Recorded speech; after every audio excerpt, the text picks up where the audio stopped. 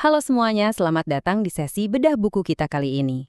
Pernah nggak sih kamu ngerasa udah kerja seharian penuh, balesin puluhan chat, ngerjain banyak banget tugas kecil, tapi pas malam datang, rasanya capek luar biasa tanpa pencapaian yang benar-benar berarti? Kalau ya, percayalah kamu sama sekali nggak sendirian.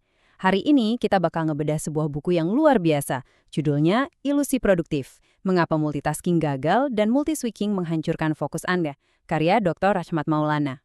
Buku ini hadir buat membongkar kebiasaan modern kita dan ngebantu kita ngembaliin sesuatu yang sangat berharga tapi mulai hilang di era sekarang, yaitu fokus.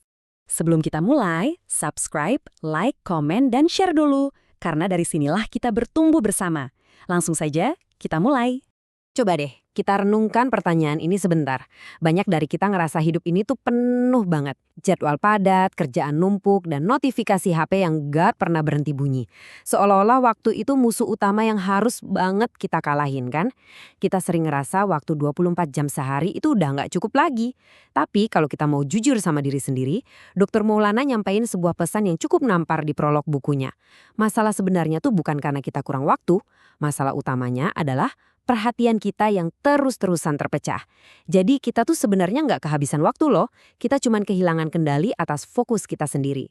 Masuk ke bagian pertama, krisis fokus era modern, beban tak terlihat dari era notifikasi. Di era digital kayak sekarang, otak kita tuh seakan tenggelam dalam lautan informasi. Tiap detik pasti ada aja chat masuk, email, berita, sampai update media sosial yang terus-terusan narik perhatian kita. Nah, coba perhatiin angka 7 plus minus 2 ini. Ini bukan angka sembarangan. Ini adalah konsep dari seorang psikolog bernama George A. Miller tentang batasan memori kerja atau working memory kita. Miller ngejelasin kalau rata-rata manusia itu cuma mampu nampung sekitar 5-9 informasi dalam satu waktu. Bayangin, ketika beban informasi melebihi kapasitas ini, dan jujur aja, ini terjadi hampir setiap menit di hidup kita sekarang, kemampuan berpikir kita bakal drop drastis. Kita ngalamin apa yang namanya kelebihan beban kognitif. Otak kita ibarat komputer yang buka terlalu banyak tab, jadinya ngeheng. Akar masalahnya ini seringkali berawal dari ilusi yang udah jadi budaya kita sehari-hari. Lihat deh perbandingannya.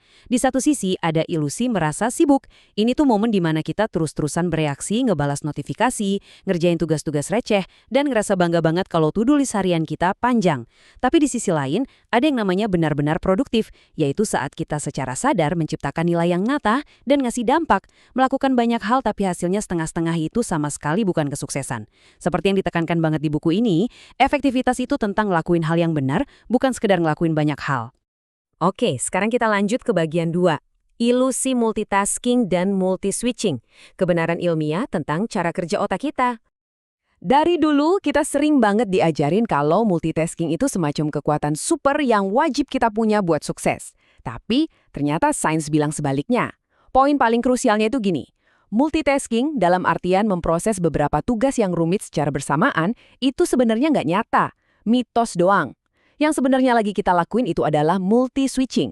Peneliti top Daniel Kahneman menegasin kalau otak manusia itu emang nggak dirancang buat mikirin beberapa hal kompleks sekaligus. Otak kita itu cuma lompat dari satu tugas ke tugas lain dengan sangat cepat. Nah, perpindahan kilat inilah yang nyiptain ilusi seolah-olah kita lagi ngerjain banyak hal dalam satu waktu. Setiap kali kamu nengok dari layar laptop kerjaanmu ke layar HP, ada harga mahal banget yang harus dibayar. Penelitian dari David Mayer nunjukin adanya switching cost, alias waktu dan energi mental yang kebuang sia-sia saat otak kita harus nyesuaiin diri lagi dengan konteks yang baru. Yang lebih parah lagi nih, peneliti Sophie Leroy nemuin adanya attention residue atau residu perhatian. Maksudnya, pas kamu balik lagi ngerjain tugas awalmu, sebagian pikiran kamu tuh ternyata masih ketinggalan di HP. Ditambah lagi sama kelelahan dalam ngambil keputusan dan, ini yang paling gila sih, ada penelitian yang bilang ini bisa bikin IQ kita turun sementara. Setara kayak orang yang kurang tidur. Wah, ini benar-benar ngehancurin efisiensi kerja kita secara keseluruhan tanpa kita sadari. Coba perhatiin visual ini sebentar. Ini ngegambarin gimana energi mental kita terkuras abis. Selama ini mungkin kamu mikir kalau energi kamu cuma kebagi buat ngerjain tugas A dan tugas B aja kan? Padahal realitanya nggak gitu.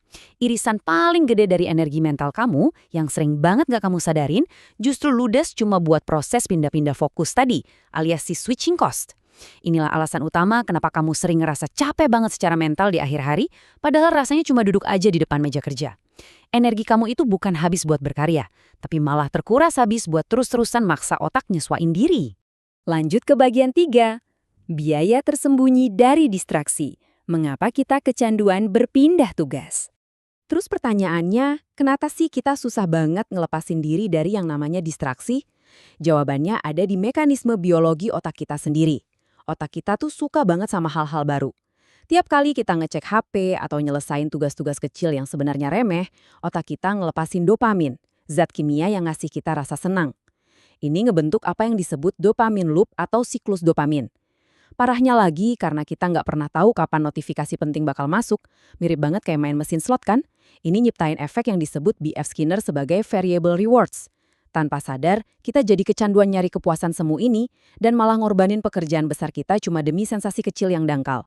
Nah, ini ngebawa kita ke sebuah perbandingan menarik yang dikenalin sama Cal Newport, shallow work versus deep work. Mengejar notifikasi terus-terusan yang kita bahas tadi itu masuknya ke shallow work alias kerja dangkal.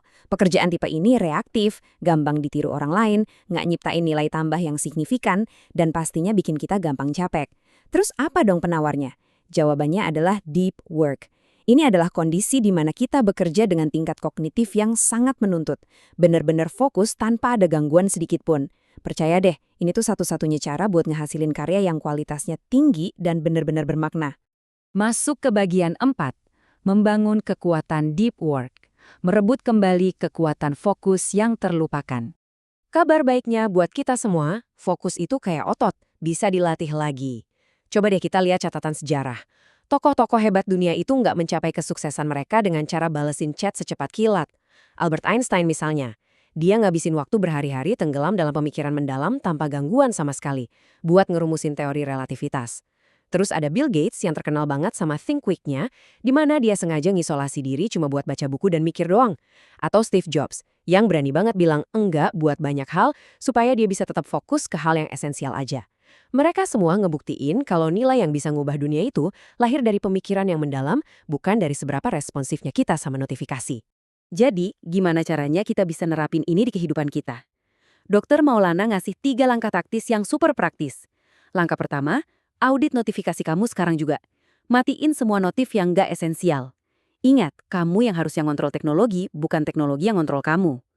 Langkah kedua, ciptain zona fisik yang bebas dari gangguan. Meja kerja yang rapi dan lingkungan yang tenang itu secara drastis bakal ngurangin beban kognitif di otak kamu. Dan langkah ketiga, bangun ritual fokus.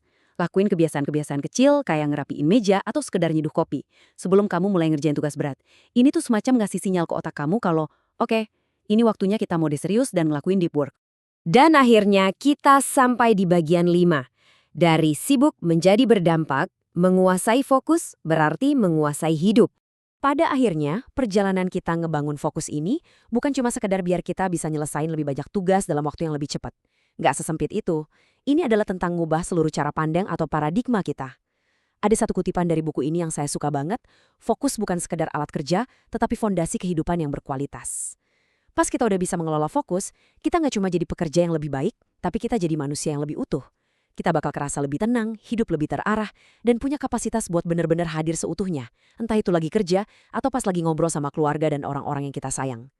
Produktivitas sejati itu bicara soal makna, bukan cuma sekedar bergerak terus tanpa henti. Sebagai penutup sisi bedah buku kali ini, saya pengen ninggalin satu pertanyaan yang lumayan provokatif buat kamu renungin hari ini. Coba lihat lagi rutinitas harianmu belakangan ini. Apakah kamu benar-benar udah produktif? Atau sebenarnya kamu cuma sibuk aja tapi nggak tahu arahnya kemana? Pilihan buat berubah sekarang ada di tangan kamu. Mulailah kuasain fokusmu lagi, dan pelan-pelan kamu bakal kembali menguasai hidupmu. Terima kasih udah nemenin saya di sesi penjelasan ini, dan sampai jumpa!